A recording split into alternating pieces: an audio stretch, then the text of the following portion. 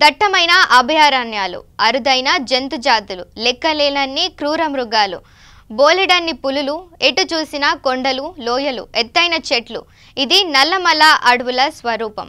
ఎన్ని వర్గాల నుంచి ఆందోళన వ్యక్తమవుతుండడంతో అలాంటి నల్లమల అడవులు యురేనియం తవ్వకాలు నిలిపివేయాలని గవర్నర్కు కలిసి సిపిఐ నాయకుడు నారాయణ చాడ వెంకట్రెడ్డి, అజీజ్ పాషా, పల్ల వెంకట్రెడ్డి వినతిపత్రం అందజేశారు.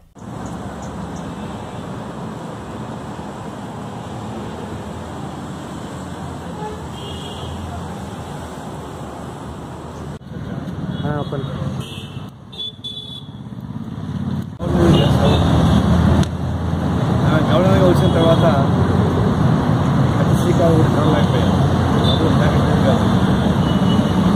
ఈరోజు సాంప్రదాయంగా పరమే కాకుండా సీరియస్ సమస్య యురేనియం సమస్య. ఈ నల్లమల అడవులు దాదాపుగా 7 జిల్లాలకు ఎఫెక్ట్ అయ్యేటువంటి దాన్ని యురేనియం ఎక్స్ట్రాక్ట్ చేయడానికి సెంట్రల్ గవర్నమెంట్ ఫారెస్ట్ డిపార్ట్మెంట్ ద్వారా కంట్రిబ్యూషన్ ఇస్తుంది.